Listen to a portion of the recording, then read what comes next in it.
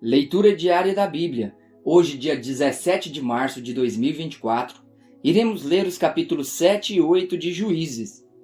A vitória de Gideão sobre os Midianitas, capítulo 7. De madrugada, Jerubaal, isto é, Gideão, e todo o seu exército acampou junto à fonte de Arode. O acampamento de Midian estava a norte deles, no vale perto do monte Moré. E o Senhor disse a Gideão: Você tem gente demais para eu entregar Midian nas suas mãos, a fim de que Israel não se orgulhe contra mim, dizendo que a sua própria força o libertou. Anuncie, pois, ao povo que todo aquele que estiver tremendo de medo poderá ir embora do monte Gileade. Então 22.000 homens partiram, e ficaram apenas 10.000. Mas o Senhor tornou a dizer a Gideão: Ainda há gente demais. Desça com eles à beira da água, e eu separarei os que ficarão com você. Se eu disser, esse irá com você, ele irá. Mas se eu disser, este não irá com você, ele não irá. Assim, Gideão levou os homens à beira d'água, e o Senhor lhe disse: Separe os que beberem a água lambendo-a, como faz o cachorro, daqueles que se ajoelharem para beber. O número dos que lamberem a água levando-a com as mãos à boca foi de 300 homens. Todos os demais se ajoelharam para beber. O Senhor disse a Gideão: Com os 300 homens que lamberam a água, livrarei vocês e entregarei os midianitas nas suas mãos. Mande para casa todos os outros homens. Gideão mandou os israelitas para suas tendas, mas reteve os 300, e estes ficaram com as provisões e as trombetas dos que partiram. O acampamento de Midian ficava abaixo deles no vale. Naquela noite, o Senhor disse a Gideão: Levante-se e desça ao acampamento, pois vou entregá-lo nas suas mãos. Se você está com medo de atacá-los, desça ao acampamento com o seu servo Pura, e ouça o que estiverem dizendo. Depois disso você terá coragem para atacar. Então ele e o seu servo Pura desceram até os postos avançados do acampamento. Os midianitas, os amalequitas e todos os outros povos que vinham do leste haviam se instalado no vale. Eram numerosos como nuvens de gafanhotos. Assim como não se pode contar a areia da praia, também não se podia contar os seus camelos. Gideão chegou bem no momento em que um homem estava contando um sonho a um amigo. Tive um sonho, dizia ele. Um pão de cevada vinha rolando dentro de um acampamento midianita e atingiu a tenda com tanta força que ele tombou e se desmontou. Seu amigo respondeu: Não pode ser outra coisa senão a espada de Gideão, filho de Joás, o israelita. Deus entregou os midianitas e todo o acampamento nas mãos dele. Quando Gideão ouviu o sonho e a sua interpretação, adorou a Deus. Voltou para o acampamento de Israel e gritou: Levantem-se! O Senhor entregou o acampamento midianita nas mãos de vocês. Dividiu os 300 homens em 3 companhias e pôs nas mãos de todos eles trombetas e jarros vazios com tochas dentro. E ele lhes disse: Observem-me, façam o que eu fizer. Quando eu chegar à extremidade do acampamento, faça o que eu fizer. Quando eu e todos os que estiverem comigo tocarmos as nossas trombetas ao redor do acampamento, toquem as suas e gritem: Pelo Senhor e por Gideão. Gideão e os 100 homens que o acompanhavam chegaram aos postos avançados do acampamento pouco depois da meia-noite, assim que foram trocadas as sentinelas. Então tocaram as suas trombetas e quebraram os jarros que tinham nas mãos. As 3 companhias tocaram as trombetas e despedaçaram os jarros. Empunhando as tochas com a mão esquerda e a trombeta com a direita, gritaram: A espada pelo Senhor e por Gideão! Cada homem mantinha sua posição em torno do acampamento, e todos os midianitas fugiam correndo e gritando. Quando as 300 trombetas soaram, o Senhor fez que em todo o acampamento os homens se voltassem uns contra os outros com as suas espadas. Mas muitos fugiram para Bet-Sitá, na direção de Zererá, até a fronteira de Abel-Meolá, perto de Tabate. Os israelitas de Naphtali, de Aser e de todo Manassés foram convocados e perseguiram os midianitas. Gideão enviou mensageiros a todos os montes de Efraim, dizendo: Desçam para atacar os midianitas e cerquem as águas do Jordão à frente deles até Bet-Bará. Foram, pois, convocados todos os homens de Efraim, e eles ocuparam as águas do Jordão até Bet-Bará. Eles prenderam 2 líderes midianitas, Oreb e Zeebe.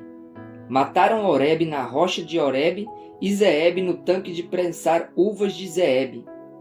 E depois de perseguir os midianitas, trouxeram a cabeça de Oreb e a de Zeebe a Gideão, que estava do outro lado do Jordão. A derrota de Zeba e Zalmuna. Capítulo 8. Os efraimitas perguntaram então a Gideão: por que você nos tratou dessa forma? Por que nos chamou quando foi lutar contra Midian? E o criticaram duramente. Ele, porém, lhes respondeu: que é que eu fiz em comparação com vocês? O resto das uvas de Efraim não são melhores do que toda a colheita de Abiezer? Deus entregou os líderes midianitas Oreb e Zeebe nas mãos de vocês. O que pude fazer não se compara com o que vocês fizeram. Diante disso, acalmou-se a indignação deles contra Gideão. Gideão e os seus 300 homens já exaustos continuaram a perseguição. Chegaram ao Jordão e o atravessaram. Em Sucote, disse ele aos homens dali: peço a vocês um pouco de pão para as minhas tropas. Os homens estão cansados e eu ainda estou perseguindo os reis de Midian, Zeba e Zalmuna. Os líderes de Sucote, porém, disseram: ainda não estão em seu poder Zeba e Zalmuna? Por que deveríamos dar pão às suas tropas? É assim, replicou Gideão. Quando o Senhor entregar Zeba e Zalmuna em minhas mãos, rasgarei a carne de vocês com os espinhos e espinheiros do deserto. Dali, subiu a Peniel e fez o mesmo pedido aos homens de Peniel, mas eles responderam como os de Sucote. Aos homens de Peniel ele disse: quando eu voltar triunfante, destruirei esta fortaleza. Ora, Zeba e Zalmuna estavam em Carcor e com eles cerca de 15.000 homens. Estes foram todos os que sobraram dos exércitos dos povos que vinham do leste, pois 120.000 homens que portavam a espada tinham sido mortos. Gideão subiu pela rota dos nômades, a leste de Nobá e Jogbeá, e atacou de surpresa o exército. Zeba e Zalmuna, os 2 reis de Midian, fugiram, mas ele os perseguiu e os capturou, derrotando também o exército. Depois Gideão, filho de Joá, voltou da batalha pela subida de Heres.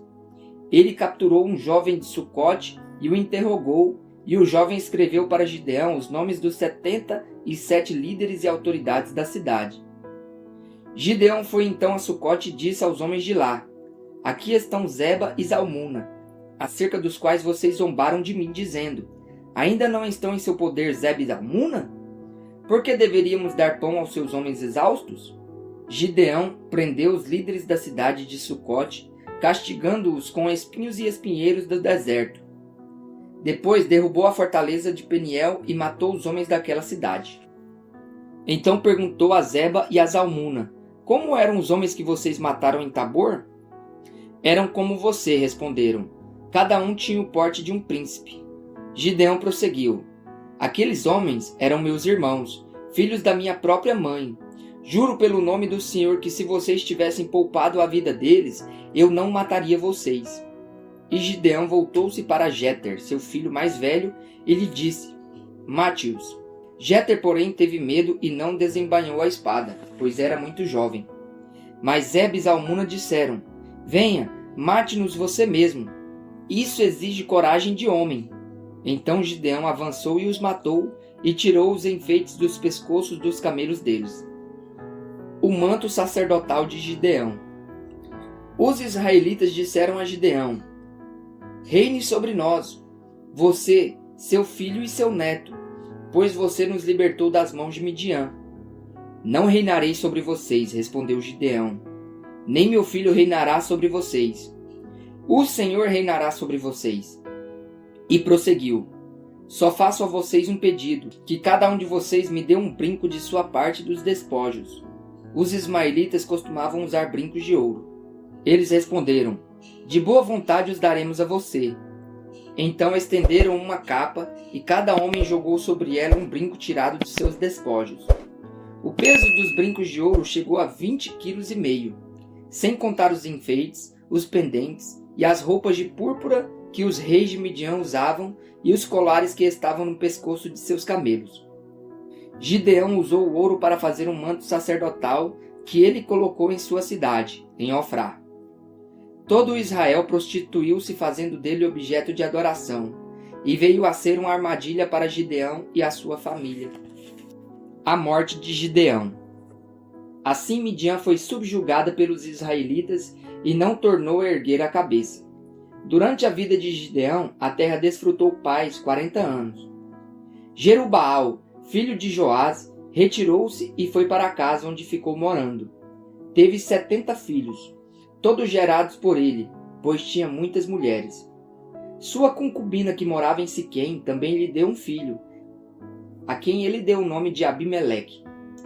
Gideão, filho de Joás, morreu em idade avançada e foi sepultado no túmulo de seu pai Joás, em Ofrá dos Abiesritas. Logo depois que Gideão morreu, os israelitas voltaram a prostituir-se com os Baalins, cultuando-os. Ergueram Baal-Berite como seu Deus, e não se lembraram do Senhor, o seu Deus, que os tinha livrado das mãos dos seus inimigos em redor. Também não foram bondosos com a família de Jerubaal, isto é, Gideão, pois não reconheceram todo o bem que ele tinha feito a Israel.